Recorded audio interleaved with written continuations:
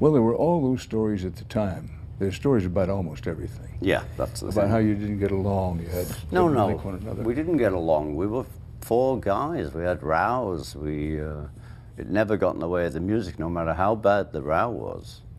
Once the count-in, we all gave our best. And that was a little later, too, which I think is a natural thing. You know, suddenly we've got lives and I've got children, and, you know, the effort that we put in, because we worked really hard, was starting to pale a little, you know. And, you know, we always thank Paul to this day.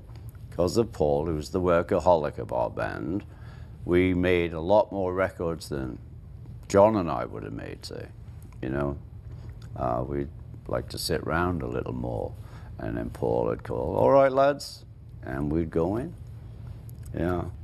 You've been in the wind for a long time, my friend. Better than having wind. Well, I can agree with that. Yeah, I have. You know, from 1960, when I left the factory, this is what I've done. You know, I've played, I've toured, made a few good records. Made a few good records. Yeah. You know, and I know many people, particularly people who are at the top or who have been at the top, who lose their moorings. They do. They lose the authenticities. They don't know where to come up to. You haven't done that. Well, thanks. I hope not. I think it's all part of where we came from as well. But you know, I always give credit that there was, you know, we're talking about the Beatles now, 4 of us. I mean, I was in Rory Storm and the Hurricanes, but there were 4 of us, and we all from the same city, and we would look at each other. You know, if one of us would be freaking out or being a big shot, 3 other people would go, excuse me, you know, and that kept us. And, you know, it's interesting, because the time we met Elvis, I really thought, how sad he's on his own. And he had all those people around, but he was on his own. I had 3 great mates. I'm well enough a bit here. But you mentioned earlier you had a God-given gift. Yeah, time. How much of it is a God-given gift, and how much of it is all those hours you spent practicing? I didn't. I hate practicing. I hate sitting there. I tried it when I first got the kit upstairs in the back room, you know, all those movies that were made. And it was the most boring thing ever. I did all my learning with other musicians, other bands. I was lucky because there were a lot of us around, and we weren't all great players. We were all learning, so I learned everything with everyone else at that time. This is in Liverpool? In Liverpool, yeah. But I was lucky in the factory. The guy who lived next door to me in the street worked in the factory, and he was Eddie Miles, a great guitarist. He's just one of those guys, picked it up, can play anything, you know. And my best friend, Roy, made a tea-chest bass, and I had a snare drum and brushes, and we used to play to the men at lunchtime in the basement. And that's how I started. And now I'm talking to you. You mentioned taking risks. Yeah. That we take risks in life. There's no good looking back and saying, might have, could have, should have taken this road or that road. But you took a big risk. You were playing with the Hurricanes. I was. And you got a chance to go with this Beatles group. Yeah, I know. But the Hurricanes were bigger at the moment. They were, but I loved, from Germany where we met, really. We were playing Rory and the Hurricanes, and the Beatles were playing the same. Different clubs, and the guy Koshmi, who owned both of them, put us on the same club. And I loved John, Paul, and George. I just loved that front line. And, you know, we would do at the weekend 12 hours between us. And I'd be there for the last gig, you know, just sitting there watching the front line, requesting songs. Yeah, so then they asked, and I had no hesitation really, but people did say, are you going to leave Rory? And I said, yeah, I'm going to leave. You know, you just make a step up. I'm interested to know why that was. You liked the group. I did. I loved liked the music. Yeah, they were great players. They were you know, Rory was a showman, and we were players, and we had a guitarist called Johnny Guitar who was great, but that was about it, really.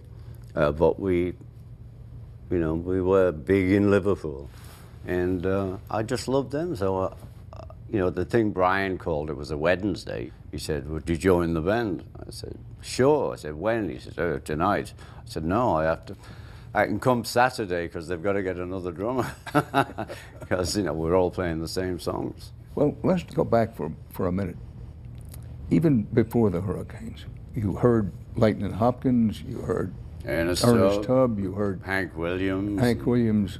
All of those. Did you hear other drummers? For example, Gene Krupa was a big drummer. I went to see, I think it was the Glenn Miller story. Gene Krupa was actually in it. Yeah. But people always ask me, "Oh, what about those drummers and those records?" I never listened to the drummer. I listened to the whole thing.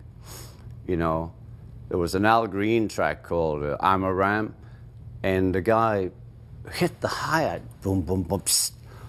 It's like magic to me.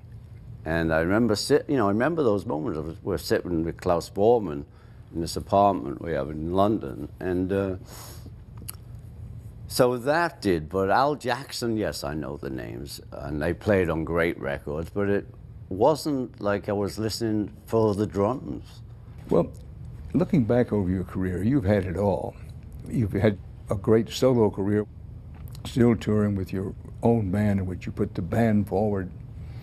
I was there last night when you performed, and frankly, a little surprising, but very impressive. You don't put yourself forward. You put the band forward, the whole band. I love to be in a band. I'm a band guy. You're a band guy. Now, and a drummer. Now help me remember, I'm not a musician. Yeah. But do you think of yourself as a sideman, or is the drummer in a special category? You have the star, the centerpiece. Well, because of the Beatles and that, you know, I am the guy. It's Ringo and the All-Stars. Right. But I play with all these other guys. They play for me. And it sort of worked out since 1980. Now it'll be 30 years I've been doing this part of my life. Next year, when I put the first Ringo and the All-Stars band together, which came about, how crazy, some guy, promoter, Pepsi had got to him and say, you know, we'd like Ringo to do a tour, that we'll support him. Who got to my lawyer, who called me out of the blue. And I thought, yeah, okay. And I phoned, you know, it was quite a big band because I just opened in those days the phone book and called all these Dr. John, Joe Walsh, Billy Preston, Clarence. I thought that'd be good. I had big Clarence to bump up against. And Nils and Levon. I was so insecure, though I'd said yes. There were three drummers. I was in the middle. Jim Keltler, my hero from LA drummer, was on this side, and Levon Helm was on this side. And we were just all boogieing away. It's very good. But you said you were insecure. But I was. I never put a band together. I've always been in bands, joined bands.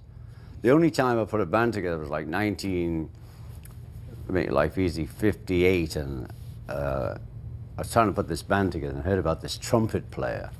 And I said, "Oh man, come down, we'll have a rehearsal."